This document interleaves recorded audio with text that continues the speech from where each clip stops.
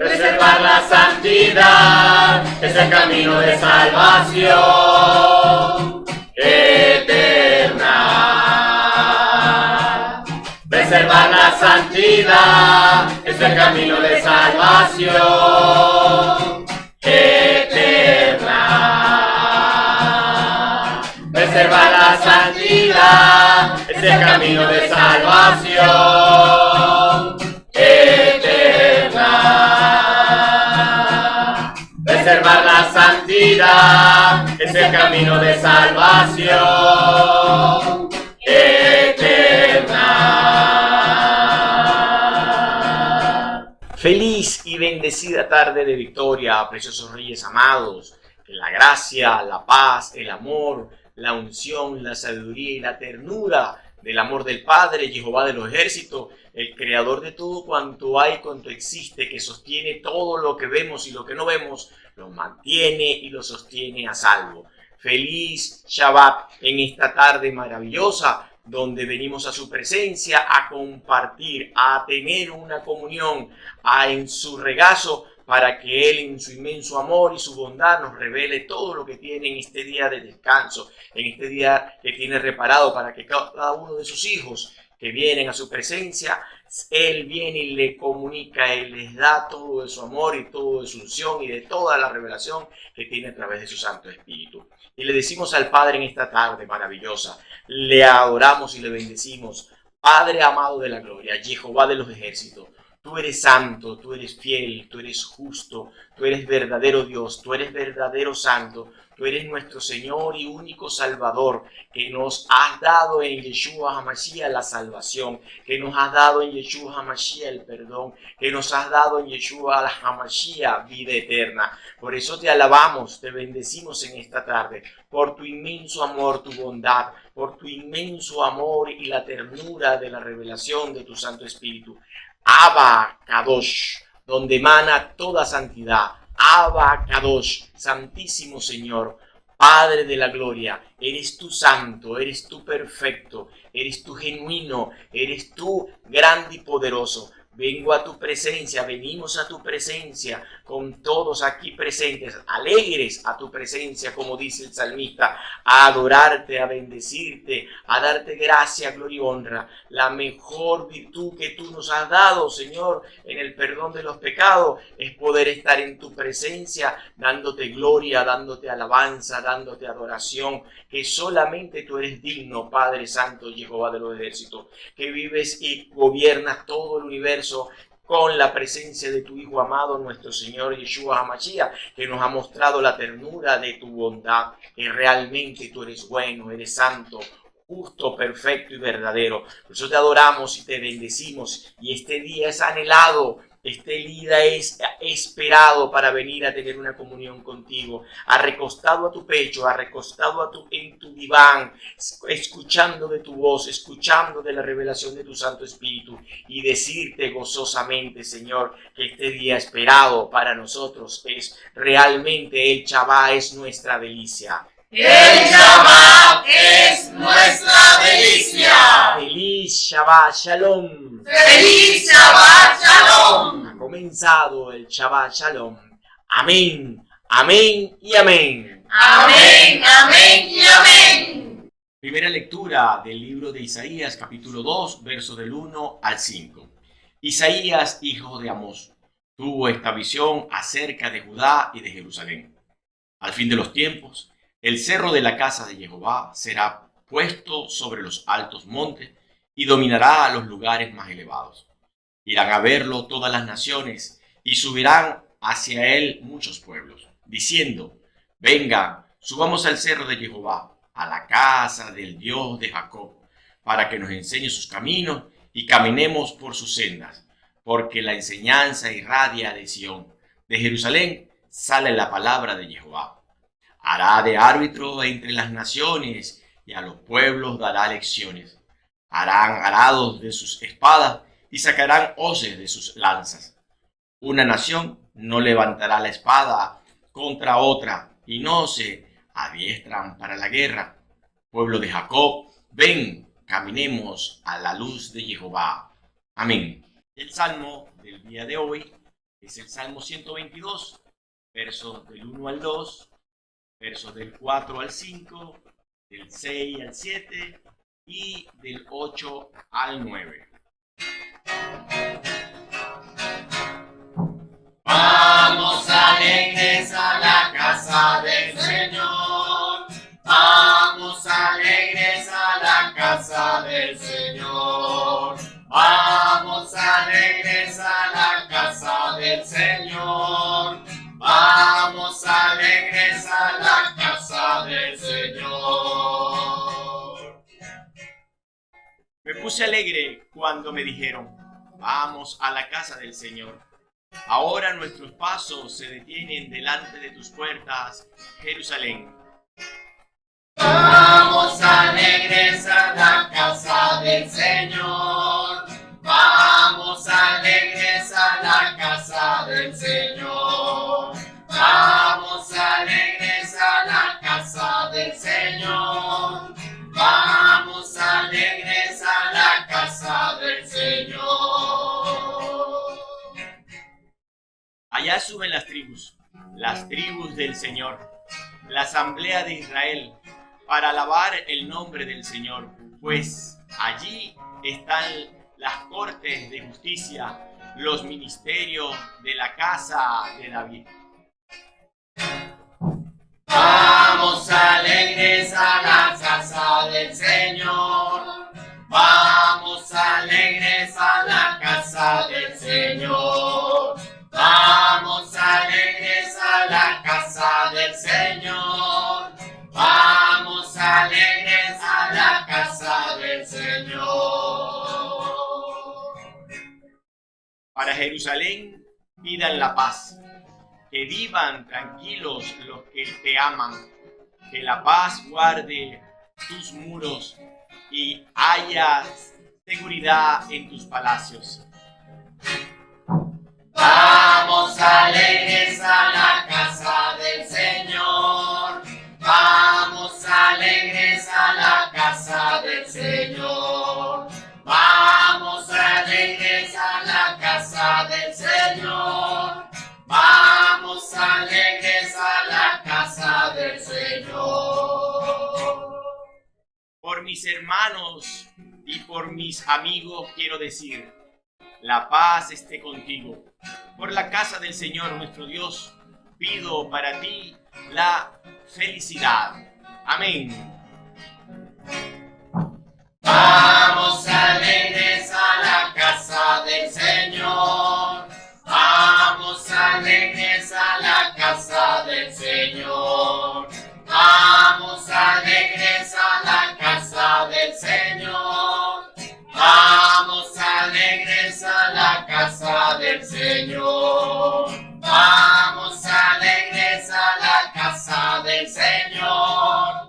Vamos alegres a la casa del Señor. Vamos alegres a la casa del Señor. Vamos alegres a la casa del Señor. La segunda lectura es del libro de Romanos, capítulo 13, versos del 11 al 14a. Comprendan en qué tiempo estamos y que ya es hora de despertar. Nuestra salvación está ahora más cerca que cuando llegamos a la fe. La noche va muy avanzada y está cerca el día. Dejemos, pues, las obras propias de la oscuridad y revistámonos de una coraza de luz. Comportémonos con decencia como a plena luz. Nada de banquetes y borracheras, nada de lujurias y vicios, nada de pleitos y envidia. Más bien, revístanse del Señor Jesucristo y no se dejen arrastrar por la carne para satisfacer sus deseos. Amén. El Evangelio del día de hoy es del evangelista Mateo, capítulo 24, verso del 37 al 44. La venida del Hijo del Hombre recordará los tiempos de Noé. Unos pocos días antes del diluvio, la gente seguía comiendo y bebiendo, y se casaban hombres y mujeres, hasta el día en que Noé entró en la barca. No se dieron cuenta de nada hasta que vino el diluvio y se los llevó a todos. Lo mismo sucederá con la venida del Hijo del Hombre. De dos hombres que estén justos en el campo, uno será tomado y el otro no. De dos mujeres que estén justas moliendo trigo, una será tomada y la otra no. Por eso, estén despiertos, porque no saben en qué día vendrá su Señor. Fíjense en esto. Si un dueño de casa supiera a qué hora de la noche lo van a asaltar un ladrón, seguramente permanecería despierto para impedir el asalto a su casa. Por eso, estén también ustedes preparados, porque el Hijo del Hombre vendrá a la hora que menos esperan. Amén. Y la ley espiritual de la lectura del Evangelio del día de hoy, Mateo 24, es el verso 44, que dice: por eso estén también ustedes preparados, porque el Hijo del Hombre vendrá a la hora que menos esperan. Y los complementos está en Isaías, recordemos que es el capítulo 2, el verso 4, y dice: hará de árbitro entre las naciones, y a los pueblos dará lecciones. Harán arado de sus espadas y sacarán hoces de sus lanzas. Una nación no levantará la espada contra otra, y no se adiestrarán para la guerra. Y en el capítulo 13 de Romanos, el verso 13, dice: comportémonos con decencia, como a plena luz, nada de banquetes y borrachera, nada de lujuria y vicios, nada de pleitos y envidias. Y el Salmo 122, el verso 7, que la paz guarde tus muros y haya seguridad en tus palacios. Pues leemos de corrido la ley con los complementos y referencias bíblicas. Dice: por eso estén también ustedes preparados, porque el Hijo del Hombre vendrá a la hora que menos esperan. Hará de árbitro entre las naciones, y a los pueblos dará lecciones. Harán arados de sus espadas y sacarán hoces de sus lanzas. Una nación no levantará la espada contra otra y no se adiestrarán para la guerra. Comportémonos con decencia, como a plena luz, nada de banquetes y borrachera, nada de lujurias y vicios, nada de pleitos y envidia. Que la paz guarde tus muros y haya seguridad en tus palacios. El título de la hermenéutica de hoy dice: preservar la santidad es el camino de salvación eterna. Y vamos a la introducción. Aprovechar el perdón recibido a partir del sacrificio de nuestro amado Yeshua HaMashiach implica el desafío de no manchar ni arrugar el vestido de novia que usamos a diario y que hemos recibido por causa de la Ketubá y de la Mismat. Bautismo en agua y en espíritu, es decir, en logo y en rema. Resuena la alegría de la mujer hallada en adulterio, pues el santo amado Mesías dijo: con toda autoridad, yo tampoco te condeno. E inmediatamente surge la inquietud por el amado recibido. En adelante no vuelvas a pecar. ¿Cómo sería posible no volver a pecar? El mundo, la carne y el demonio se empeñan en decirnos que nuestro pasado nos hace indignos de ser transformados en vasos de honra. Pero Yeshua nos habla claro y en quien no hay mentira. Nos dice que el pasado no cuenta. Él lo canceló en la cruz del Calvario. Lo realmente desafiante consiste en vivir un presente y un futuro consistente de santidad, después de conocerle. La gran pregunta es: ¿y cómo se logra? Todo justo lo es por definición, debido a su consistente disciplina en la práctica del temor de Dios, adoración, obediencia y servicio a su palabra de vida, y las obras de piedad, oración, ayuno, diezmo y ofrendas, trayendo mortificación sobre la carne. Es uno que vive para donarse diariamente en forma voluntaria para ejercer los sacrificios que el amado Yeshua HaMashiach demanda a su esposa, amada la Eclesia. Todo cuerpo se mueve en función del propósito de la cabeza, quien a su vez está consciente de las limitaciones y necesidades del cuerpo y se encarga de suplir todo lo requerido para que funcione de forma óptima. Consecuentemente, todo justo es piadoso y lo contrario, un injusto por definición es uno que no se ajusta a las leyes divinas y por tanto es un impío que odia, es decir, es indiferente a la palabra de Jehová, es estéril en el temor de Jehová y en las obras de piedad. Está inhabilitado para vivir en santidad por cuanto no se sujeta a la cabeza que es Yeshua HaMashiach. Es uno como los fariseos y saduceos, tan indiferentes que no reconocieron el tiempo de la visitación del bien amado Yeshua HaMashiach, ni siquiera por las propias obras. La santidad consiste en estar cortado y apartado para el uso exclusivo de Jehová. El impío, por su parte, vive sujeto a las bajas pasiones que lo esclavizan, hasta llevarlo a su cosecha de muerte por caminar de espalda a quien es el autor de la vida. Mateo, capítulo 16, del verso 24 al 27, dice: Entonces dijo Jesús a sus discípulos: El que quiera seguirme, que renuncie a sí mismo, cargue su cruz y me siga, pues el que quiera seguir su vida la perderá, pero el que sacrifique su vida por causa mía la hallará.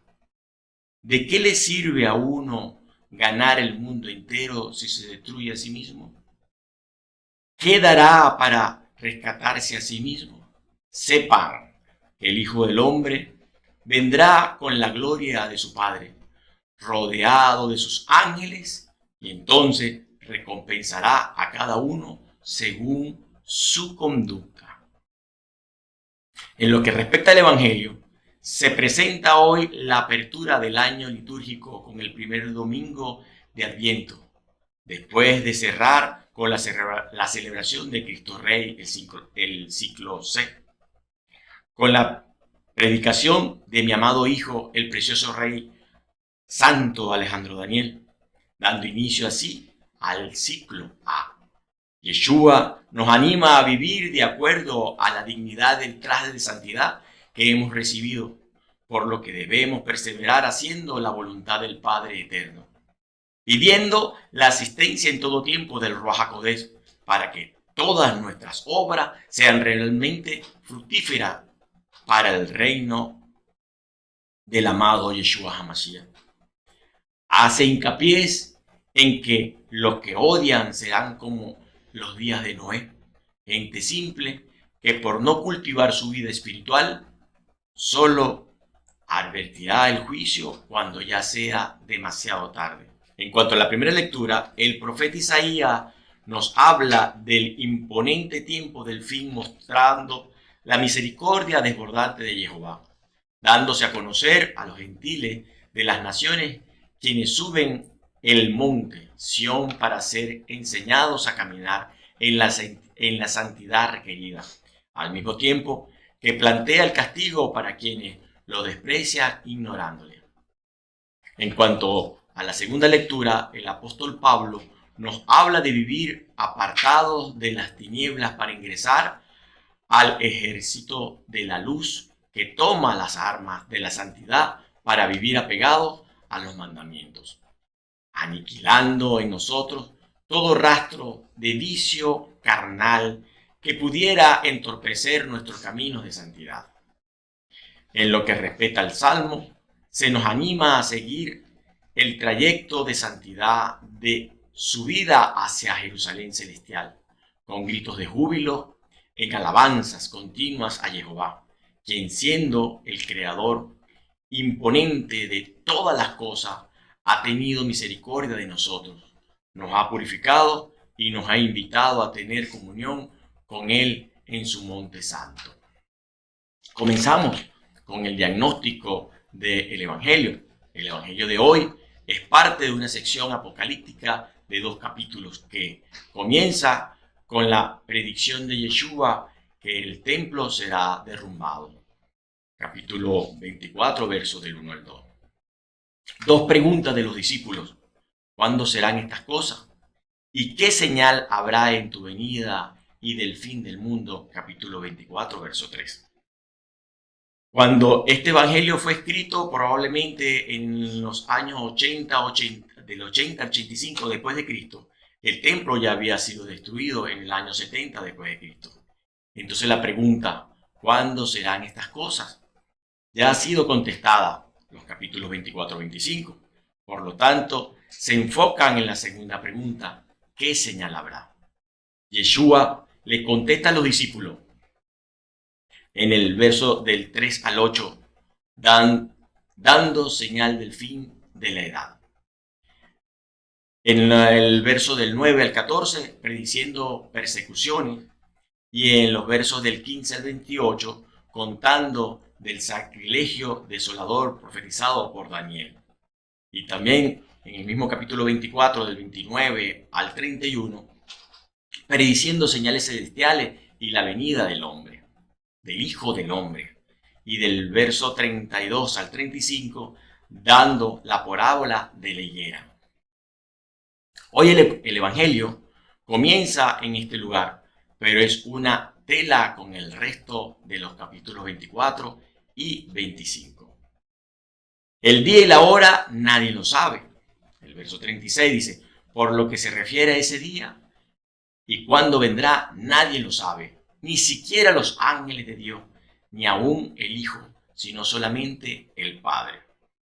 Existe una tensión entre el 24 del verso 3 al 35, la que señala el final de esta edad. Y las palabras de Yeshua, que nadie sabe ni el día ni la hora. Muchos académicos creen que la escatología inminente, el fin vendrá de repente, sin aviso, ilustrado en el verso 36, es mucho más característico del mensaje de Yeshua. Ni aún el Hijo, dice, la idea que el Hijo ignora el día y la hora fue difícil para algunos cristianos. Algunos escribientes borraron ni el Hijo de sus manuscritos. En la raíz de su incomodidad está la difícil teología que Yeshua era ambos, humano y divino.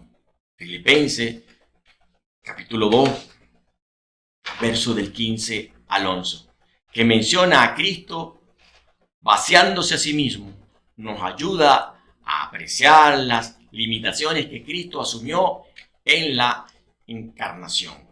Otro ejemplo de la sabiduría limitada de Yeshua incluye esta parábola, si es posible, cuando lo dice en el Getsemaní, en Mateo 26, 39. Y su pregunta, ¿por qué me has desamparado? Cuando lo dice en la cruz, en Mateo 27, verso 46. No debemos apartar la vista del mensaje principal del verso 36, que solo el Padre sabe el día y la hora de la venida del Hijo del Hombre. Aunque leamos las señales cuidadosamente, de los versos 3 al 35, no nos permitirán predecir el día ni la hora con certeza. El Hijo del Hombre vendrá a una hora inesperada. En el verso 44, Dios confundirá todo esfuerzo de predecir el día y la hora. Las buenas noticias son que, si vivimos con fe, no tenemos necesidad de saber el día ni la hora. Estaremos en todo momento listos. Mateo 24, del verso 37 al 38. La venida del Hijo del Hombre recordará los tiempos de Noé. Vamos a leerlo. El verso 38a-b dice: unos pocos días antes del diluvio, la gente seguía comiendo y bebiendo, y se casaban hombres y mujeres. La gente de la época de Noé fue destruida por su maldad. Pero esa gente no es la analogía que se expresa aquí. En vez, Yeshua compara la normalidad de sus vidas diarias con la normalidad que prevalecerá antes de la segunda venida. Comiendo y bebiendo, casándose y dando en matrimonio. ¿Quién puede culparles? La culpa no está en que la gente está haciendo estas cosas, sino en que están metidos en la rutina diaria, que no se paran a pensar para nada en su vida espiritual. El problema no es pecado grosero, sino el odio o indiferencia secular, que algo sucede o se repite cada siglo. ¿Indiferencia a quién? Al Creador, a Jehová Dios. En el verso 38c dice: hasta el día en que Noé entró en el arca. Noé no es que los vecinos de Noé no fueran avisados. Le llevaría a Noé mucho tiempo construir y aprovisionar el arca, aproximadamente 100 años. Le verían trabajar y le habrían preguntado sobre él. Ciertamente, él les pediría que se arrepintieran para que ellos también fueran salvos. Es probable que pensaban de Noé como un fanático religioso. Noé no podía haber dicho mucho para espabilarles. La situación era muy parecida a la de la gente de hoy. Hay gente avisando, pero pocos lo toman en serio. Hay gente evangelizando y ninguno atiende la evangelización. Lo toman a todos como Noé, como un loco fanático. En el verso 39a dice: no se dieron cuenta de nada hasta que vino el diluvio y se los llevó a todos. Cuando las aguas empezaron a subir, la gente se sorprendió. Al principio estaban levemente preocupados. Entonces se pusieron más ansiosos al ver que el agua se acercaba a sus casas. Empezaron a tener miedo al ver que el agua continuaba subiendo. Se pusieron histéricos al ver que el agua se llevaba todo. Y entonces terminó cuando se espabilaron lo suficiente para hacer algo. Era demasiado tarde. La hora de preparación ya había pasado. Verso 39b dice: lo mismo sucederá con la venida del Hijo del Hombre. Mucha gente se asombrará con la segunda venida. Estarán sorprendidos sin preparar. Encontrarán que la hora de preparación ya habrá pasado. En los días de Noé fue advertido y finalmente llegó el juicio. Para aquellos que habían ignorado las advertencias, llegó repentina e inesperadamente. Así acontecerá en la parucía cuando venga Yeshua HaMashiach. Mateo 24, del 40 al 42. Uno será tomado y el otro será dejado. Dice el verso 40-41. Entonces estarán dos en el campo. El uno será tomado y el otro no. Dos mujeres moliendo a un molinillo. La una será tomada y la otra no. Otra vez, el énfasis está en la normalidad de la vida. Gente metida en sus trabajos diarios. No hay ninguna indicación que hoy será diferente de ayer o del día anterior. La vida sigue, pero en este caso no lo hace. Una es llevada y la otra se queda. El adorador piadoso se va. El impío indiferente queda para enfrentar el día de la ira de Jehová Dios. Este es el versículo similar que también vemos en la Biblia, en Lucas capítulo 17 del 34 al 35, en Primera de Corintios capítulo 15 verso 51, Primera de Tesalonicenses capítulo 4 verso 17 y el 5 del 2 al 4. en Apocalipsis, capítulo 3, del 3 al 10, el 16 y el 15, dan su origen a la doctrina del rapto, del latín rapio, secuestro, llevar. La creencia que en la segunda venida los leales serán inmediatamente llevados y los desleales se quedarán atrás. El rapto contiene varios aspectos de expectativas escatológicas, incluyendo primero la esperanza de la reunión de la gente de Jehová, que ha sido separada por muerte geográfica u otra circunstancia, y su unión con el Señor. Lo vemos en Mateo capítulo 24, verso 31, y en 1 de Tesalonicenses capítulo 3, verso 3, y el capítulo 4 del verso 16 al 17. La esperanza de la vindicación del pueblo de Dios, de la vindicación del pueblo de Dios y el juzgamiento de sus enemigos. Lo vemos en Lucas capítulo 18, verso del 7 al 8, y en 2 de Tesalonicenses capítulo 1 del verso 6 al 10. La esperanza de la vida eterna. 1 de Corintios capítulo 15 del verso 51 al verso 56. La expectación de ser juzgado repentinamente. Lo vemos también en Mateo capítulo 24 del 36, verso 36 al verso 44. Y la esperanza de liberación de los justos de un mundo problemático lo vemos en Apocalipsis capítulo 3, verso 10. Para asesorar la validez de la teología del rapto se requiere un entendimiento de temas tan exóticos como el milenialismo, dispensacionalismo y la tribulación. Me preocupa, sin embargo, todas las divisiones: premilenialismo, postmilenialismo, pretribulación, mediana tribulación, etc., que han sido de la teología del rapto. Quizás deberíamos limitarnos a los puntos que Yeshua enseña aquí. Más que nada, que Cristo vendrá de nuevo. Su venida será rápida y sorprendente. Dividirá a la gente en dos grupos: los que se llevan y los que se quedan atrás. Entonces, más nos vale estar listos. Este es el punto.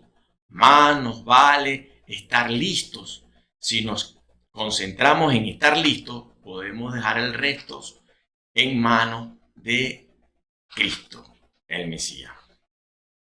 El verso 42 dice: por eso estén despiertos, porque no saben en qué día vendrá su Señor. ¿Cómo nos mantendremos despiertos 24 horas al día? No es humanamente posible. Dios nos ha creado con cuerpos que requieren dormir.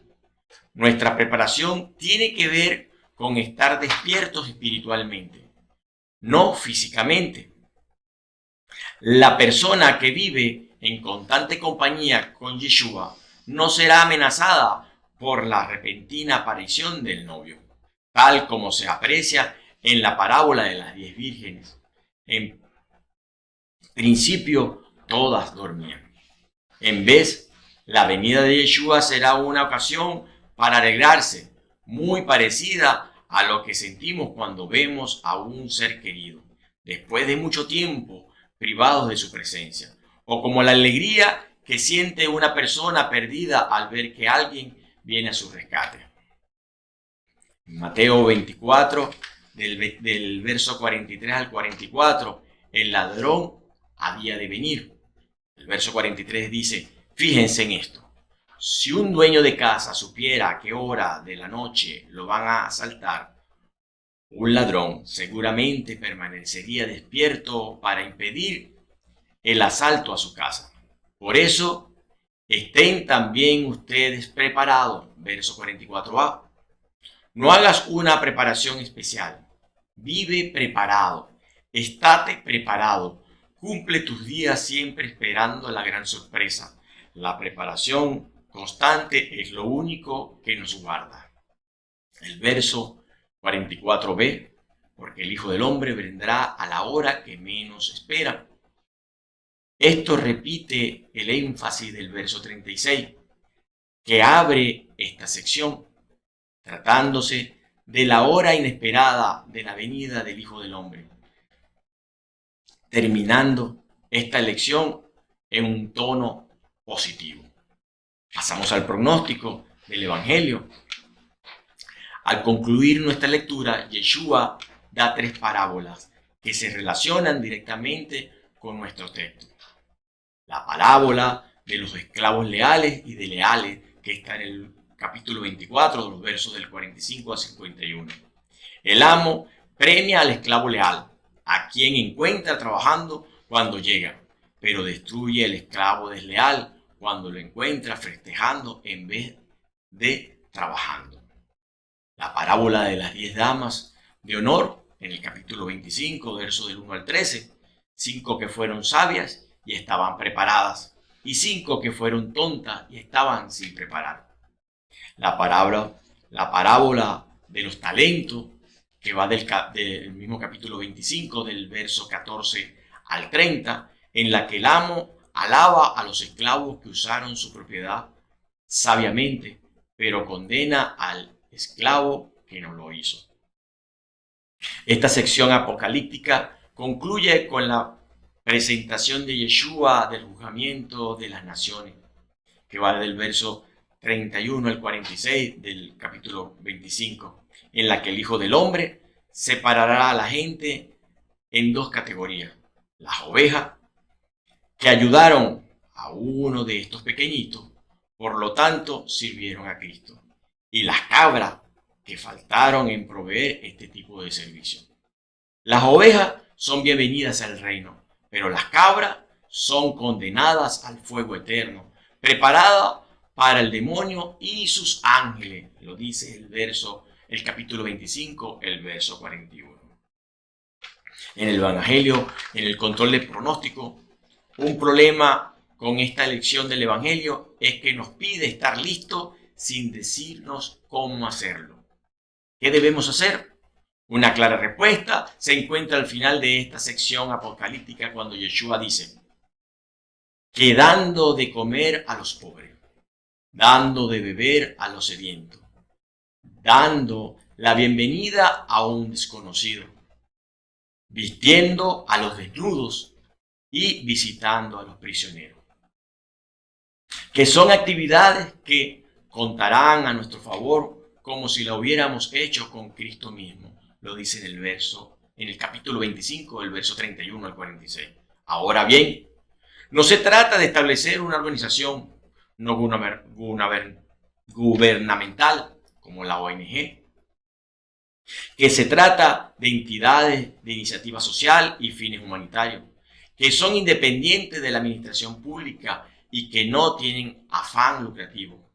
Estos están basados en la ayuda que viene del hombre y capaz de proporcionar la salvación eterna, que requerimos y que solo puede ser dispensada por Jehová a los justos, limpios de corazón, que por la gracia del Ruach HaKodesh perseveran en la santidad. A lo largo de estos 2 capítulos, el aviso constante de estar preparados para la venida del amo. Los que escuchan el aviso recibirán grandes bendiciones. Los que no lo hacen serán condenados. Debemos confrontar la realidad del Adviento, que es penitencial, estar muy apartado del humor tradicionalista que rodea la meditación de la Natividad, la celebración más alegre del año. La gente se enfoca en ver a un bebé y el verdadero Adviento se enfoca en un Cristo resucitado, cuyo regreso parece muy atrasado y por lo tanto su parucía está enmascarada con el bebé, pastores, Reyes Magos, Santa Claus, Rudolf, el árbol de la Navidad, estrellas y luces, el amigo secreto, y pare usted de contar tanta distracción. Además, mientras nos preocupamos por el futuro del que nos preocupamos tiene más que ver con este mundo que con el regreso de Cristo. Tenemos mucho que hacer si vamos a conseguir que la gente tome en serio la necesidad de prepararse para la segunda venida de Yeshua HaMashiach. Amén. Pasamos ahora a la primera lectura de Isaías capítulo 2, versos del 1 al 5, y vamos con el diagnóstico. El libro de Isaías, en sus capítulos del 1 al 5, preparan y presentan los temas principales del libro. El capítulo 1 presenta al profeta y su obra. Describe la maldad de Judá en detalles. Capítulo 1 va del verso 2 al 31. No obstante, Jehová, en su misericordia, dejó sobrevivir un remanente. Capítulo 1, verso 9. Y limpiaré hasta lo más puro tus escorias, para que Jerusalén sea llamada ciudad de justicia, ciudad fiel. Capítulo 1, del verso 25 al 26.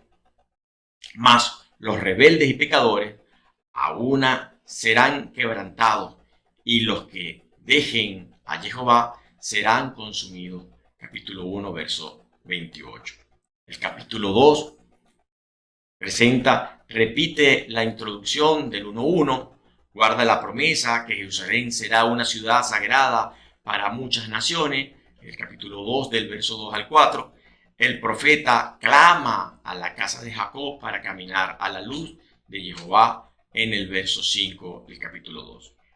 Miqueas, en el capítulo 4, verso del 1 al 3, es casi idéntico a Isaías 2, del verso 2 al 4.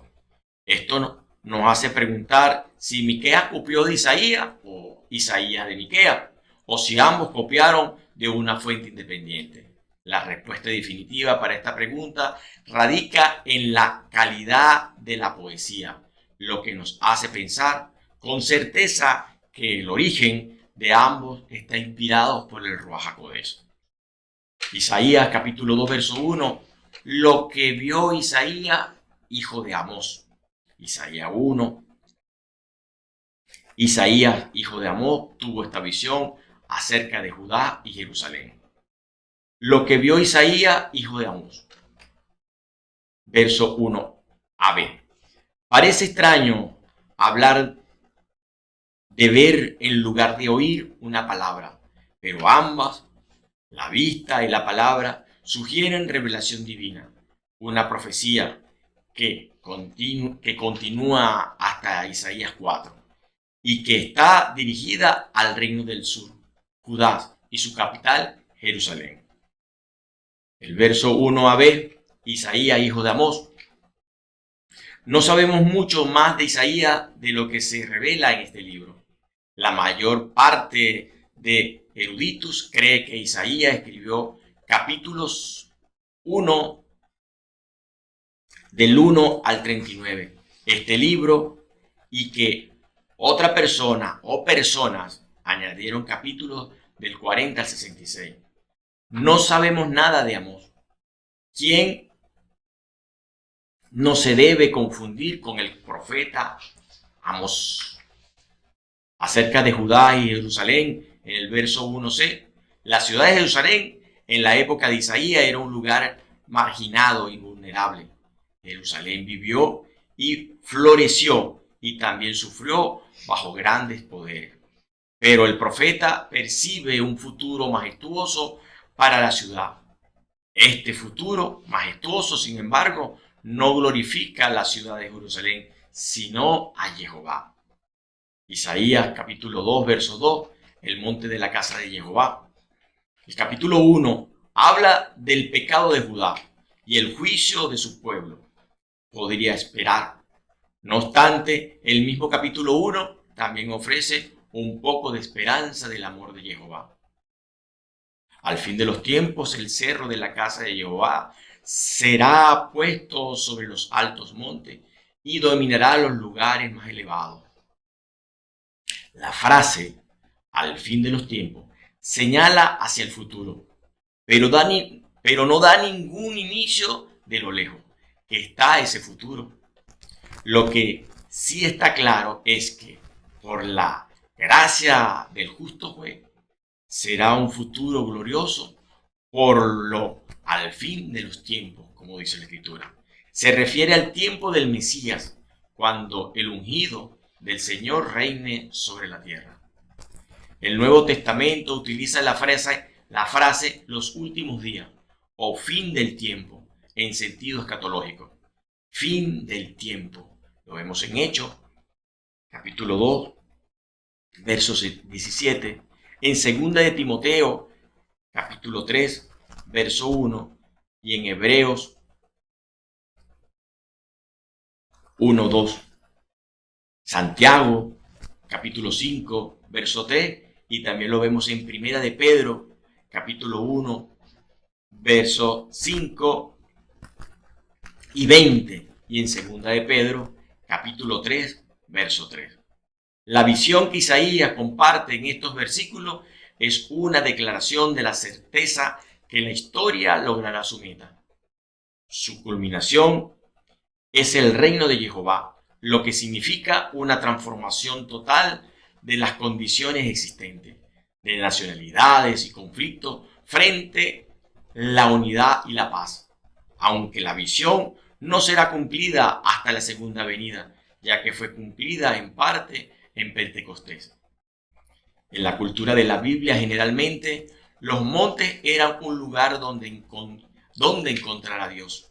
Moisés encontró al Dios eterno en el monte Sinaí. El templo estaba ubicado en el monte de Sión. La frase, la casa de Jehová, nos hace pensar en el templo. Y el monte de la casa de Jehová nos hace pensar en el monte de Sión. No obstante, el monte de Sión no es el más alto, aún cerca de Jerusalén. El monte de los Olivos, justo afuera de la ciudad, es de 2.624 pies, 800 metros de altura. El monte de Moriah, el lugar del templo, está solo a 2.427 pies, 740 metros de altura. Hay por lo menos otros dos sitios cerca de Jerusalén más altos que el lugar del templo. Uno, 2.526 pies, 770 metros, justo fuera de la puerta de Herodes, al norte de la ciudad. El otro, a 2.493 pies, 760 metros, al otro lado del valle de Hinnom, al sur de la ciudad, de acuerdo con las fuentes consultadas.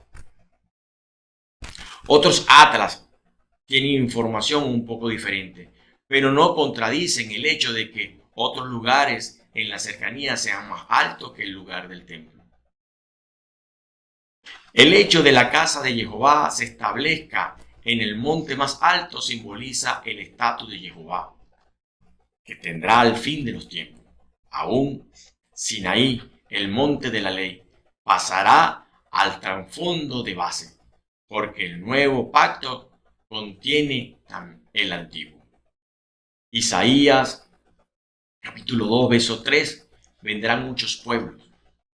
Irán a verlo todas las naciones y subirán hacia él muchos pueblos diciendo, venga, subamos al cerro de Jehová, a la casa del Dios de Jacob, para que nos enseñe sus caminos y caminemos por sus sendas, porque la enseñanza irradia de Sión, de Jerusalén, sale la palabra de Jehová. El verso 3a, irán a verlo todas las naciones y subirán hacia él muchos pueblos. Los pueblos es en hebreo goyim, que significa gentiles, considerados paganos por los judíos. No obstante, estos goyim correrán monte arriba hacia el justo juez. Pensamos de los arroyos fluyendo hacia abajo, pero las montañas de los arroyos fluyen hacia abajo por las montañas, pero estos goyim fluirán monte arriba hacia donde está Dios. Esto no es la primera vez en las Escrituras que Dios ama a los gentiles, tanto como a los judíos. El Eterno Padre cerró el pacto original con Abraham con estas palabras: y serán benditas en ti todas las familias de la tierra. Génesis capítulo 12, verso 3. Esta profecía se cumple en Yeshua HaMashiach, que rompió las barreras que separaban judíos y gentiles. Efesios capítulo 2, verso 14 nos lo explica. Además, Jehová da la bienvenida a la gente de todas las naciones y gente de todas las naciones alaba a Cristo. Esto se cumple en la institución de la Iglesia, aunque el judaísmo atraiga a algunos prosélitos, son pocos, aún después de establecerse la Iglesia en Pentecostés. No había gran número de gentiles en la Iglesia, solo después de la visión de Pedro, que Pedro tuvo desde el tejado, lo vemos en Hechos, capítulo 10. La Iglesia abrirá más sus puertas a los gentiles, una vez que Pedro tiene esa visión. En el verso 3b, y nos enseñará en sus caminos y caminaremos por su senda. Gente subirá el camino del monte del Señor para aprender de sus costumbres y caminar por su senda. Una de las funciones principales de la sinagoga es enseñar, formar, como también lo es para la Iglesia de Cristo. Corresponde a la enseñanza. Nos enseñarán sus caminos y al ministerio de predicar. Caminaremos por sus sendas de la Iglesia de Yeshua HaMashiach. El ministerio de enseñanza es naturalmente instructivo, aunque su meta sea cambiar vidas, mientras que el ministerio de predicar trata de convencer a la gente de que camine por la senda de Jehová.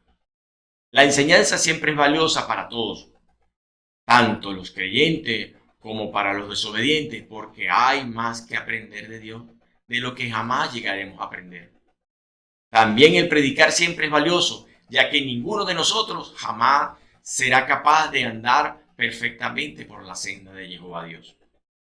Caminar en la senda del justo juez significa tomar una decisión. Si elegimos caminar en la senda del Altísimo, esto significa no caminar por sendas que compiten con nuestra atención y distracción. Escoger a Jehová Dios es aceptar ciertas restricciones. Aún así, es una decisión que da vida y vida eterna. Yeshua HaMashiach dice: entren por la puerta estrecha, porque ancha es la puerta y espaciosa el camino que llama a la perdición, y muchos son los que entran por ella, porque estrecha es la puerta y angosto el camino que lleva a la vida, y pocos son los que la hallan. Eso está en Mateo capítulo 7, versos del 13 al 14. En el verso 3c, porque la enseñanza irradia de Sión, de Jerusalén sale la palabra de Jehová. Jehová eligió a Abraham y sus descendientes para hacer la vía por la que serán benditas en ti toda la familia de la tierra. Génesis capítulo 12, verso 3. Jerusalén, situado en el monte de Sión, es símbolo de esos descendientes, el pueblo de Israel, el pueblo elegido de Dios. Jehová les dio su palabra y esa palabra irradiará hacia fuerzas de Jerusalén, en toda Judá y Samaria y hasta los últimos de la tierra, como nos lo explica Hechos capítulo 1, verso 8. Isaías capítulo 2, verso 4, volverán sus espadas en rejas de arado. Dice el 4a, verso 4a, hará de árbitro entre las naciones y a los pueblos dará lecciones. Cuando las gentes llegan a la casa del Señor para recibir instrucciones, verso 2 al 3, el Creador hará de juez y árbitro en su disputa. Esto no es algo que Jehová impondrá sobre ellos, ya que habrán venido de su propia voluntad, contentos de aprender de la costumbre del Señor y caminar por sus sendas. Aunque aún exista tensión entre las naciones y su gente, mirarán a Jehová para aprender a resolver esas tensiones, permitiendo que el Eterno la resuelva justa y gratamente. El verso 4b, harán arados de sus espadas y sacarán hoces de sus lanzas. Los que miran a Jehová para la resolución de sus disputas gozarán de un dividendo de paz. No necesitarán espadas y lanzas, y transformarán instrumentos de muerte, espadas y lanzas, a instrumentos de vidas, arados y tijeras de podar. La paz que aquí se describe no se obtiene con pacifismo, sino ni con fuerza humana. Solo Jehová Dios trae la paz, la perfecta Shalom. Cuando los pueblos definitivamente lleguen al monte del Señor para aprender de sus caminos y caminar en su senda, la cultura del reino, durante el reino del Mesías, no habrá más guerra. Todavía habrá conflictos entre naciones e individuos, pero serán resueltos justa y definitivamente por el Mesías y aquellos que reinen con él. Ya no necesitarán ametralladoras, tanques, ni portaaviones o aviones de guerra. No necesitarán cárceles o prisiones. No necesitarán cerrojos o llaves o sistemas de alarma. Una nación no levantará la espada contra otra y no se adiestrarán para la guerra. Es importante ver que esta no es la paz de la rendición. Esta es la paz de la justicia impuesta. No tendremos que preocuparnos por un holocausto nuclear. Hombres, bomba, no levantarán armas contra la gente. Podremos permitir que nuestros hijos caminen por calles oscuras sin preocuparnos de asaltantes o ladrones. Ya no necesitaremos protección contra el coronavirus por los virus del ordenador o correos basura. El crimen cibernético será cosa del pasado. La mayoría de los servicios que abogan hoy quedarán disueltos. Jefes y empleados trabajarán en armonía. Sindicatos quedarán absueltos. O sea, no servirán para nada. La lista continúa, que todavía se puede añadir. Ya que no habrá más guerra, no será necesario aprender a construir y utilizar armas. Escuelas que antes enseñaban tácticas y estrategias de poder enfocar en algo más positivo. Podemos dar por hecho que no habrá conflictos basados en raza o estatutos socioeconómicos o religión. Podemos dar por hecho que también habrá paz entre individuos, que el divorcio será una cosa totalmente del pasado. En Nueva York, el texto de Isaías 2:4 aparece en una pared de la Oficina Central de las Naciones Unidas. También hay una gran escultura de un herrero golpeando una espada que adorna el edificio de las Naciones Unidas. En Washington, D.C., hay una gran escultura de un arado al que han sido herradas miles de armas inactivas. El cartel dice, de armas a arados. Estos esfuerzos humanos para establecer la paz, aunque buenos, solo son tentativos. La visión que comunican estos versículos no se puede cumplir sin la gracia del eterno Jehová Dios. Isaías capítulo 2, verso 5. Venid, caminemos a la luz de Jehová. El verso 5. Pueblo de Jacob, ven, caminemos a la luz de Jehová. Lo que esto implica es que la casa de Jacob aún no camina bajo la luz de Jehová. Si el justo juez ha escogido la casa de Jacob para bendecir en ti toda la familia de la tierra, Génesis 12, verso 3, es de esperar que la casa de Jacob se ponga en orden para ser un ejemplo, para convertirse en la luz que atraerá naciones a Jehová. En el pronóstico, Isaías sigue enumerando los pecados que impiden que Judá camine a la luz de Jehová. En el capítulo 2, versos 6 al 4:1, habla de las muchas maneras en que ha sido infiel el pueblo de Jacob. Idolatría, afán por el dinero, adivinación, armas de guerra y de cómo ha merecido el juicio de Jehová. En el capítulo 2, versos del 11 al 12, revela que el hombre será humillado y Jehová exaltado. En el capítulo 4, del verso 2 al 6, da un vistazo de la gloria futura que le espera. En el capítulo 5, de los versos del 1 al 7, incluye la canción de la viña infructuosa, la viña que fue plantada con tanto cariño para dar fruto, pero que rindió uvas salvajes. En el verso del 8 al 10, en el capítulo 5, seis maldiciones contra los poderosos de Judá, contra los explotadores. En el verso del 11 al 17, contra los libertinos. En el 18 al 19, contra los impíos. En el verso 20, contra los que transversan la verdad. En el verso 21 al 24, contra los que presumen de sabios y los libertinos injustos. En el verso 25, la ira del Señor.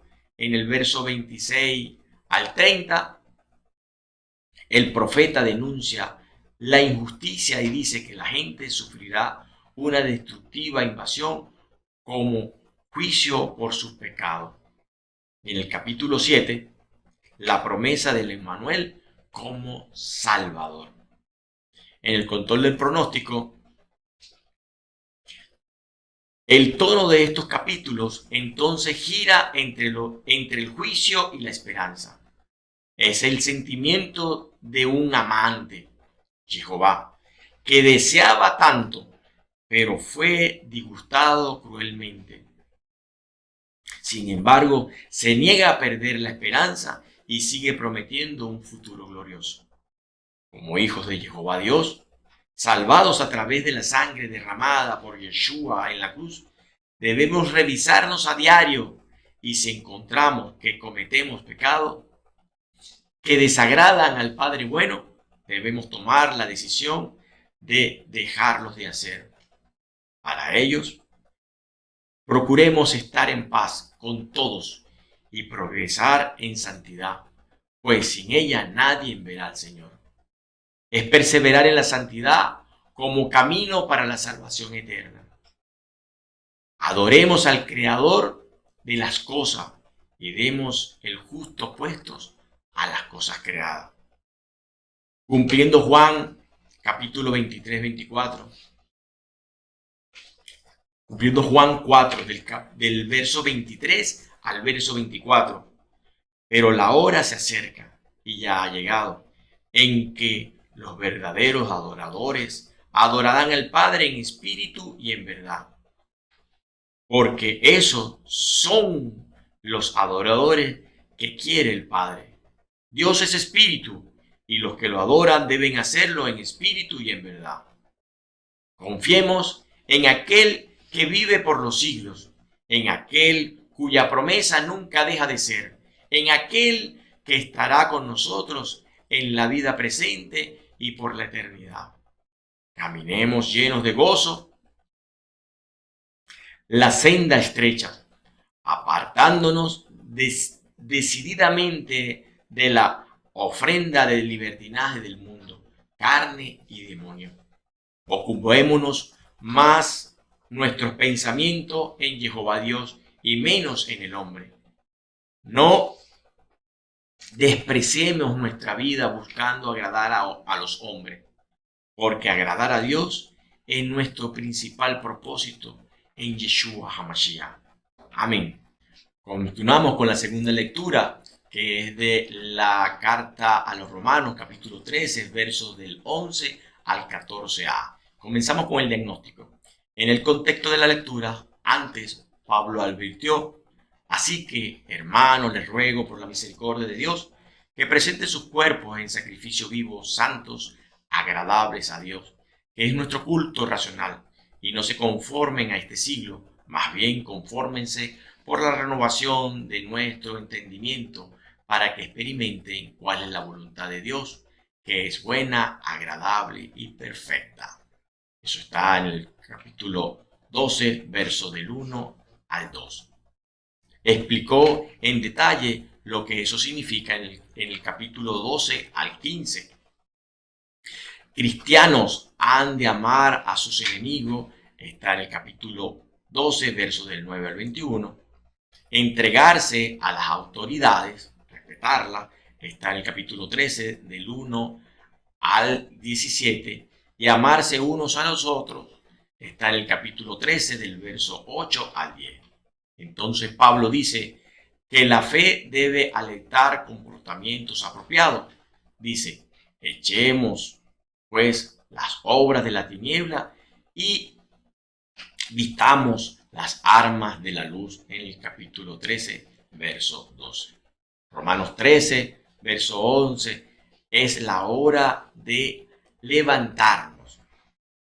El 11a dice, comprendan en qué tiempo estamos y que ya es hora de despertar. En los primeros versos del capítulo 13, el apóstol Pablo instruye sobre amar al prójimo y ahora dice, amarás a tu prójimo como a ti mismo.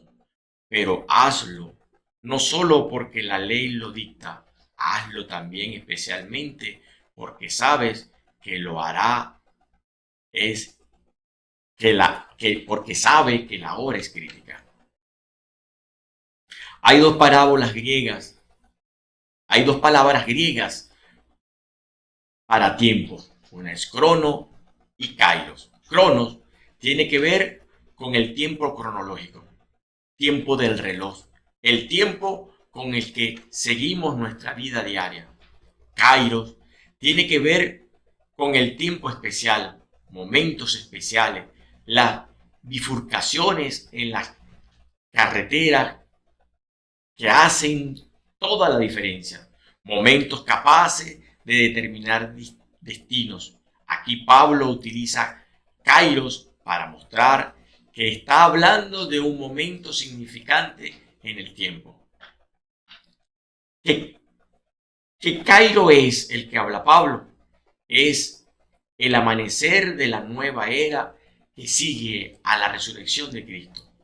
La llamada para levantarnos del sueño es una llamada para que estemos atentos a esta nueva realidad. Una era de oscuridad da paso a una era de luz. Primera de Juan, capítulo 2, verso 8. La luz de la nueva revelación de Dios ha partido a través del tiempo, con el evento de Cristo siendo el nuevo amanecer. Segunda de Corintios, capítulo 4, verso 6. En el 11b, y que ya es hora de despertar. Es ya hora de levantarnos del sueño. La noche es la hora de dormir. Pero si llegó la hora de despertar, es porque la noche ha pasado. Antes de llegar la luz eléctrica, gente se levantaba temprano para aprovechar cada día minutos de la luz del sol y para hacer lo más posible antes de llegar el calor de la tarde. Gente que se levantaba tarde lo hacía a su propio riesgo. Pablo dice, ha llegado el día. Pablo quiere que los creyentes estén despiertos y alerta para saludar el amanecer. En el verso 11c, nuestra salvación está ahora más cerca que cuando llegamos a la fe. Está claro que Pablo se refiere a la segunda venida y que la considera inminente. 2000 años después, podemos ver que no lo era. No obstante, Pablo nunca declara que Yeshua aparecería durante su vida. En vez, dijo que Yeshua vendría como ladrón de noche. Primera de Tesalonicenses, capítulo 5 y 2. No predijo el momento de la venida de Cristo, pero sí aconsejó a cristianos que guardaran su espíritu y alma y cuerpo entero sin reprensión, y así estar verdaderamente preparados.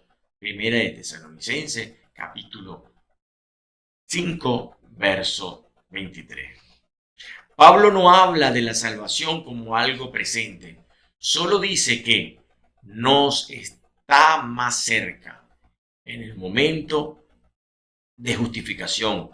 Al creyente arrepentido se le presenta la salvación y se convierte en heredero de una salvación que debe cuidar con amor y temblor en espera del momento en que se encuentre con Cristo cara a cara. Y entonces experimentará la salvación en todo sentido. Este gran día el creyente lo espera con ansia. Esta es su orientación. Romanos 13, verso 12, echemos las obras de las tinieblas. En el 12a, la noche va muy avanzada y está cerca el día.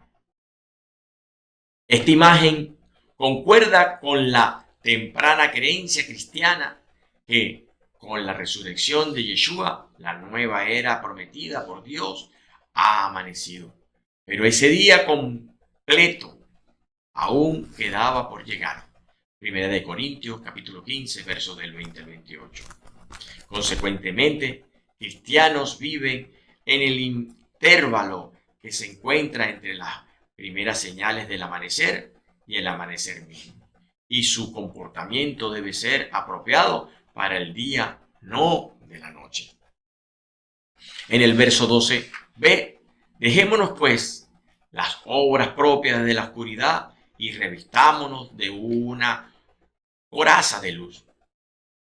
No es suficiente echar fuera las obras de la tiniebla. Debemos armarnos de la luz para prevenir que la noche regrese.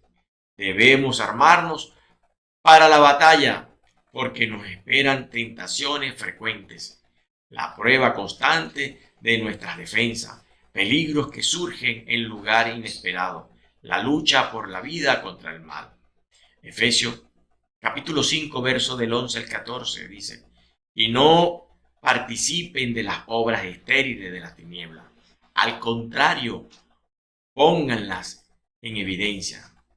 Es verdad que resulta vergonzoso aún mencionar las cosas que esa gente hace ocultamente, pero cuando se las pone de manifiesto, aparecen iluminadas por la luz. Porque todo lo que se pone de manifiesto es luz. Por eso dice, despierta tú que duermes, levántate de entre los muertos y Cristo te iluminará. El apóstol desea que los creyentes se muevan hacia su santificación por medio de un esfuerzo serio, como leemos en Miqueas capítulo 6, verso 8. Se te ha indicado, hombre, que es lo bueno y que exige de ti el Señor, nada más que practicar la justicia, amar la fidelidad y caminar humildemente con tu Dios. Pablo utiliza el lenguaje militar, coraza de luz, como lo hace a menudo en Romanos capítulo 6, verso 13 y en el capítulo 13, verso 2, en Primera de Corintios, capítulo 9, verso 7, en Segunda de Corintios, capítulo 6, verso 7, y en el capítulo 10, verso 4, en Efesios 6, versos del 10 al 20, y en Primera de Tesalonicenses, capítulo 5, verso 8, como también en Segunda de Timoteo, capítulo 2, verso 3. Debe existir una razón por eso, y es que un buen soldado no descansa durante el trabajo, se esfuerza al máximo, tiene una meta definitiva, utiliza armaduras efectivas, obedece las reglas. ¿Acaso no aplica esto también para soldados de Cristo? Cuando nos vestimos de Cristo, nos ponemos toda la armadura de Dios y estamos equipados para defender y atacar. Romanos capítulo 13, verso 13. Andemos como de día honestamente. Comportémonos con decencia, como a plena luz. Nada de banquetes y borrachera, nada de lujurias y vicios, nada de pleitos y envidia. Pablo advierte que nos comportemos honestamente. Primero, tal comportamiento es apropiado para quienes somos y de quienes somos. Somos hijos de luz e hijos del día. No somos hijos de la noche ni de las tinieblas. Primera de Tesalonicenses, capítulo 5, verso 5. Segundo, este comportamiento es importante para nuestros testimonios cristianos. Nada aleja a una persona de Cristo más que ver a alguien llenarse de hijos de la luz, pero cuyo comportamiento es más como de un hijo de las tinieblas. Nada atrae a una persona más que a una persona de fe que ama como Cristo nos enseñó a amar y cuya vida personal está sellada de integridad, el sello de Cristo. Pablo incluye 3 partes de pecados que hemos de tener en cuidado especialmente para evitar. Primero, primer par, banquete, glotonerías y borracheras. Buscar placeres en alcohol y en droga, festejar con abandono, tal comportamiento no solo destruye el testimonio del creyente, pero también lleva por dentro la semilla de la autodestrucción. Por esta razón, los piadosos que desean servir a Dios primero deben expulsar sobre todo el vicio de glotonería. Es un vicio que prevalece y que causa muchos problemas. Por eso, ayunar es una arma excelente para el creyente, mientras que glotonería es un pozo de Satanás, como lo advirtió en su momento Martín Lutero. Lo que al principio parecía glamoroso y sofisticado, ahora desciende lentamente en espiral, destruyendo relaciones, carreras, finanzas y salud. Generalmente, el borracho es el último en reconocer su problema y demasiadas veces no logra reparar su vida de nuevo. El segundo par que Pablo nos dice, lujuria y vicios. Estos tienen que ver con pecados sexuales. Esta consecuencia es excelente porque glotonería y borrachera son terreno fértil donde prospera el libertinaje y la falta de castidad. La lujuria en este pasaje tiene la idea de personas que han perdido la vergüenza. A ellos ya no les importa lo que la gente piensa y hacen alarde de su pecado abiertamente hasta con orgullo. Los primeros 2 pares de pecados, banquete y borrachera, lujuria y vicio, fueron conocidos por cristianos romanos. Las clases regidoras de Roma eran famosas por sus orgías embriagadas. Y las clases más bajas copiaban sus comportamientos tanto como les era posible. La iglesia en Corinto también padecía de problemas parecidos. Eso lo podemos ver en 1 Corintios, capítulo 5, verso 6. Banquetes y borrachera son comportamientos característicos de la noche en sentido literal, porque normalmente tomaban lugar durante la noche, y en sentido metafórico de Pablo, porque pertenecen a la antigua era en vez al nuevo día que amanece en Cristo. El tercer par es pleito y envidia.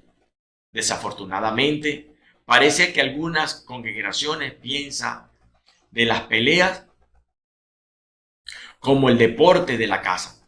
Sin embargo, Pablo la agrupa con borrachera e inmoralidades como una de las principales obras de las tinieblas.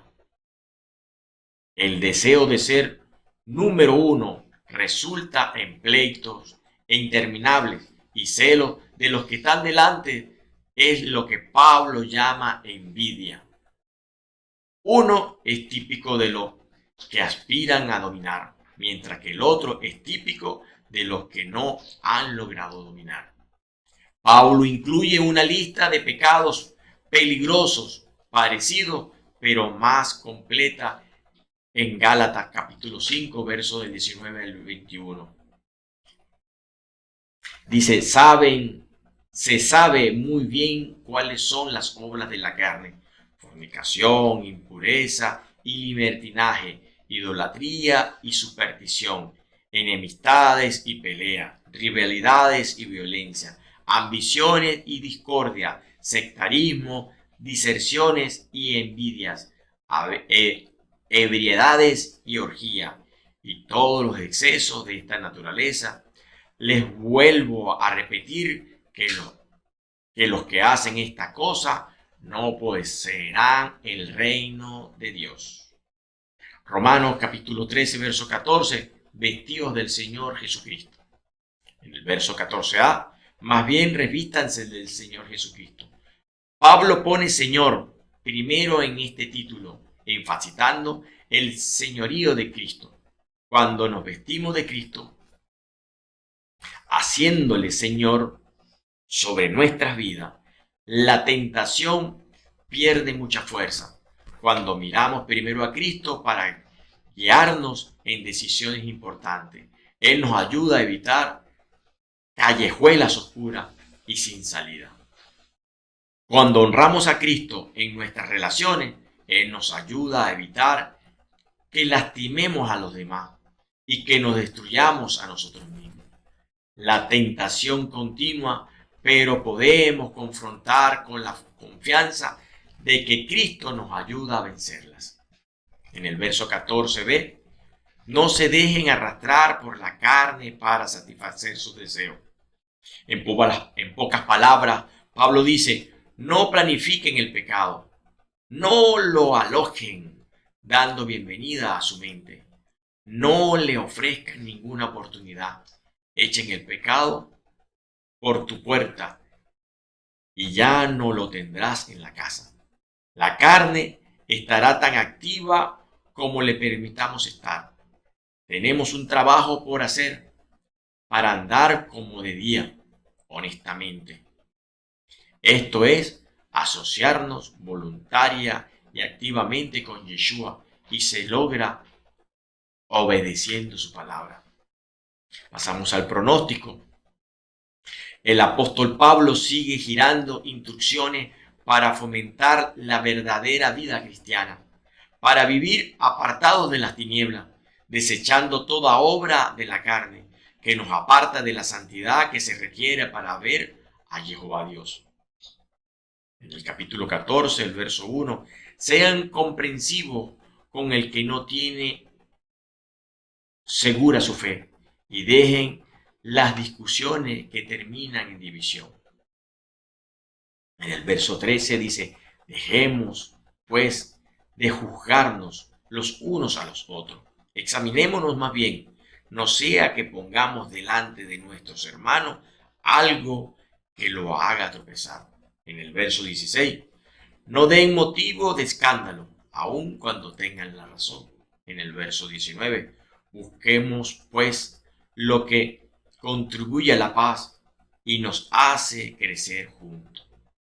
En el capítulo 15, en el verso 1, nosotros, si realmente somos fuentes, debemos cargar con la debilidad de quienes no tienen esa fuerza y no buscar nuestro propio agrado.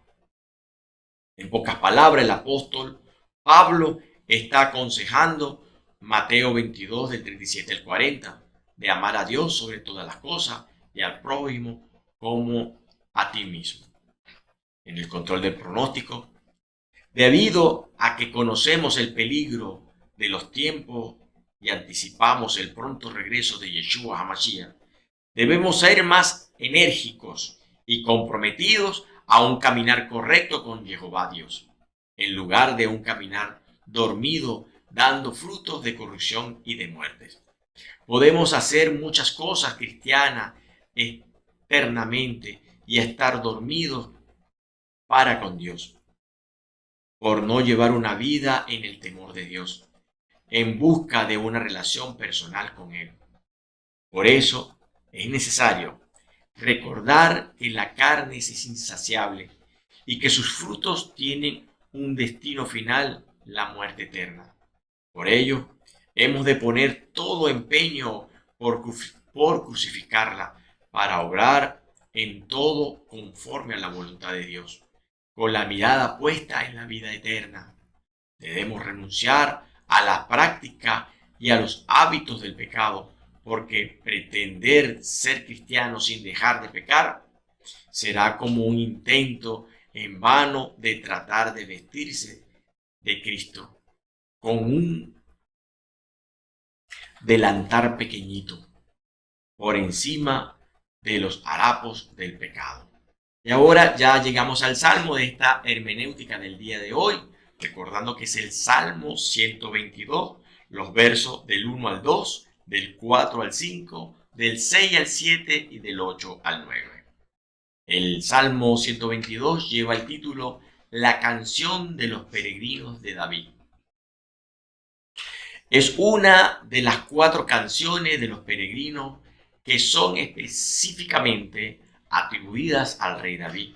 Lo escribió tanto para lo que Jerusalén era en sus días y para lo que se convertiría bajo el gobierno de su hijo sucesor. David probablemente nunca hizo una peregrinación de algún lugar lejano o desde una gran distancia a alguna de las celebraciones, pero escribió el Salmo en la voz de uno que lo hacía y que había llegado a la ciudad santa.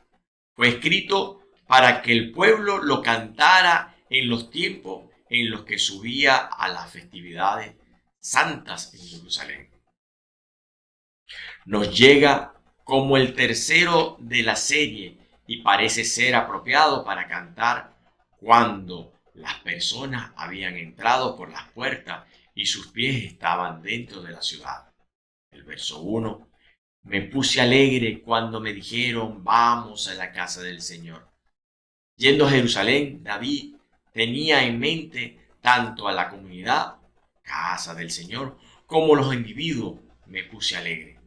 Presenta a los individuos uniéndose al grupo para ir a la casa de Jehová Dios. Esa invitación y esa aceptación de ella es lo que lo agregó. Durante los días de David nunca hubo un templo, pero sabía que uno sería construido, habiendo hecho preparaciones y planeaciones extensivas para él. Lo vemos en Primera de Crónica, capítulo 22, versos del 2 al 15 y del 14 al 16. Es posible que David escribiera aquí de la peregrinación al tabernáculo, la cual existía en sus días y era considerado como la casa del Señor, en anticipación de los peregrinos que vendrían a la casa del Señor, construida por Salomón. En las extensivas preparaciones de David para el templo, es hermoso el pensar en él preparando al pueblo de Israel para venir al templo, especialmente para las fiestas requeridas 3 veces al año. Venir a la casa de Jehová hacía feliz a David, aunque sabía que no era la casa literal de Dios y que ningún edificio podía contener el Omnipotente en su gloria y grandeza. Aún así, en la casa del Señor, él podía enfocar sus pensamientos, oraciones, adoración y recibir la palabra de Dios en la comunión del pueblo de Dios de una manera especial, y David estaba feliz por eso. Demasiados desconocen la alegría de David cantaba, ya sea porque ellos no van a la casa de Jehová o porque si van y no es una razón de alegría para ellos. En el verso 2, ahora nuestros pasos se detienen delante de tus puertas, Jerusalén. La feliz llegada, la mayoría considera esto como la descripción de David de la gozosa exclamación del peregrino que llega a su destino. Unos cuantos consideran este dicho como la gozosa y confiada esperanza de los que aún están en camino. La cosa más importante es el evidente gozo y felicidad de llegar al destino. Ellos vinieron a Jerusalén porque fue ahí donde Salomón construyó el templo de David pleno y preparó. Ante eso, Jerusalén era donde David estableció el tabernáculo y donde el arca del pacto y el altar del sacrificio fueron establecidos. En los versos 4, allá suben las tribus del Señor, la asamblea de Israel para alabar el nombre del Señor. Dado que no la poseía ninguna tribu, pertenecía a todas las tribus de Jehová Dios. Podían venir todas como una Jerusalén a la casa del Señor. Esto describe el arca del pacto, que muchas veces fue llamada por este título. Lo podemos ver en Éxodo capítulo 25, verso 22,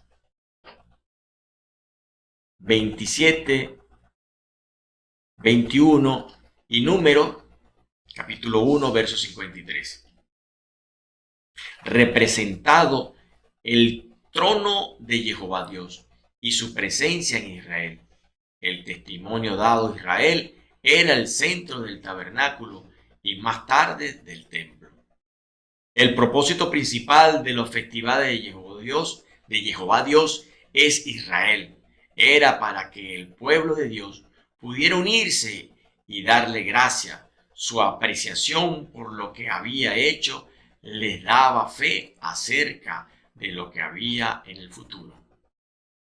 En el verso 5, pues allí están las cortes de justicia, los ministerios de la casa de David. Una ciudad de justicia y de gobierno justo, siendo el centro del gobierno de Israel. En Jerusalén se encontraba establecida las cortes principales de juicio. Jerusalén debía ser una ciudad de justicia, donde el bien era honrado y donde el mal era corregido. Estos tronos estaban para dispensar juicio y es posible que fueran visibles desde la entrada de la ciudad. Lo vemos en Ruth capítulo 4, verso del 1 al 12. La casa de David fue establecida para reinar sobre Israel. La casa de Saúl nunca reinó, suministrando realmente solamente un rey. El linaje de David reinó en Jerusalén y reinará para siempre bajo el Mesías, el hijo de David. En los versos del 6 al 8, dice, para Jerusalén pidan la paz, que vivan tranquilos los que te aman, que la paz guarde tus muros y haya seguridad en tus palacios. Por mis hermanos y por mis amigos, quiero decir, la paz esté contigo. Orando por Jerusalén, David exhorta a los peregrinos que vienen a la ciudad santa a pedir por la paz de ellos. El nombre mismo de Jerusalén la marca como la ciudad de la paz. Hebreo capítulo 7, verso del 1 al 2. Pero en realidad ha conocido mucha guerra, conflicto y continúa haciéndolo. Es bueno pedir por la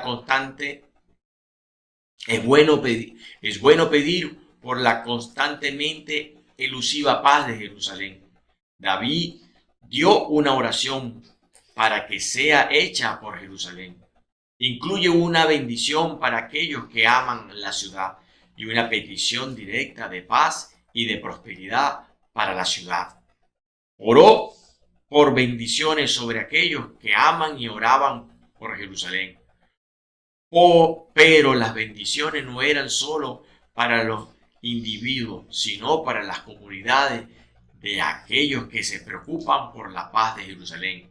Aquellos que dicen, la paz esté contigo.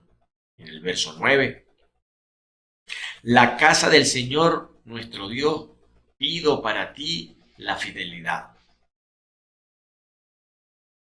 Pido para ti la felicidad.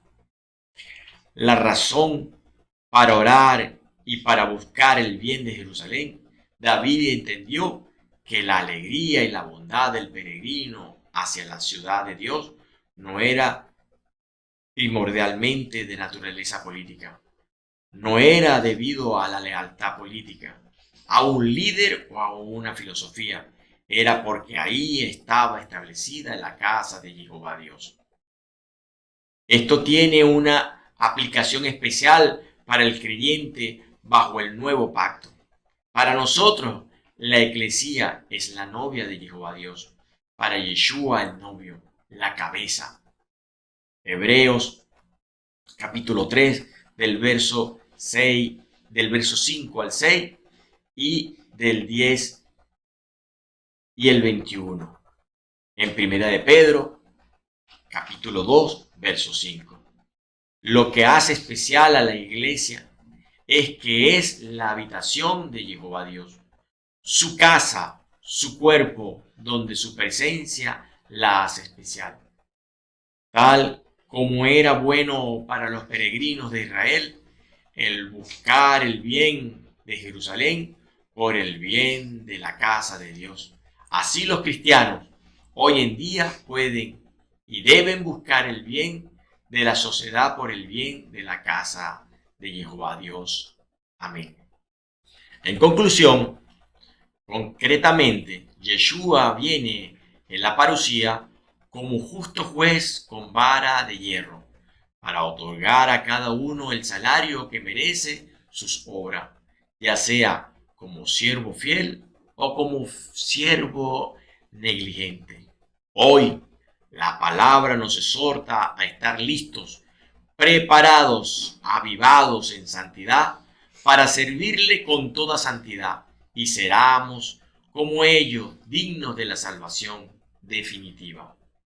Ejercitados en el amor por el Ruach HaKodesh, perseveremos en santidad para la salvación. Amén. Preciosos Reyes amados, y en este día vamos a orar en la presencia del Padre por todos y cada uno de los diezmadores, de los colaboradores con el ministerio Mosqueteros de Jehová, para que el Padre de la Gloria deje caer su gracia y su gloria y los avive en todo momento, a seguir animados a traer todos y cada uno de sus ofrendas para la extensión del reino de Dios y su justicia. Padre amado de la gloria, Jehová de los ejércitos, te doy la gracia, la gloria, la honra, la adoración y la alabanza a ti por tu inmenso amor y tu bondad, porque tú eres, Señor, el que mantienes y sostienes todo el universo. Te doy la gracia, la gloria y la honra, la adoración a ti, Señor, por la vida de todos y cada uno de estos hijos tuyos que alegremente han venido a traer a tu presencia las ofrendas, los diezmos y toda y cada una de esas bendiciones que tú les has dado, y ellos alegremente han venido a otorgarlas ante tu altar.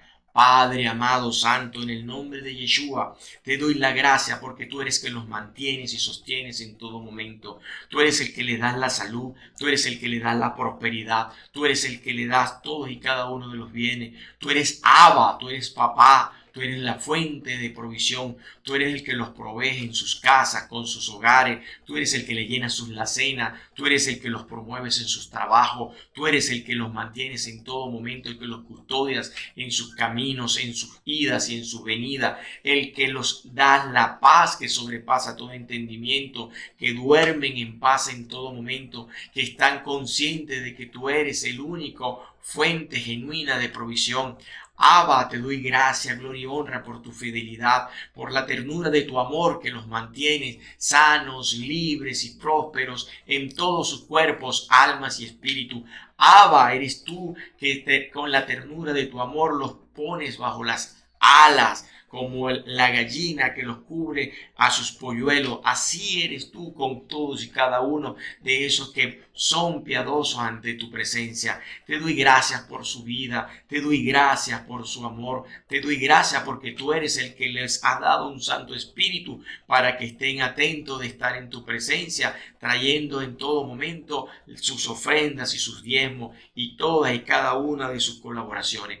Abba, Padre amado de la gloria, a ti el poder, el honor y la gloria eternamente por sus vidas. Amén, amén y amén. Preciosos Reyes amados, hemos llegado al final de esta hermenéutica y la invitación que yo te hago es que le des me gusta a este video si no lo has hecho todavía, te suscribas en el canal de Mosqueteros de Jehová y activar la campanita, recuerda, y poner el comentario que más te gustó de esta hermenéutica, que más te impresionó, que más te llamó la atención, la revelación más grande que te dio, y no te olvides de compartir con todos y cada uno de tus contactos para que llegue esta palabra sin contaminación a todos y cada uno de ellos. Bendecida noche de victoria, preciosos Reyes amados. Recuerden que solamente hay victoria en Yeshua HaMashiach. Amén, amén y amén.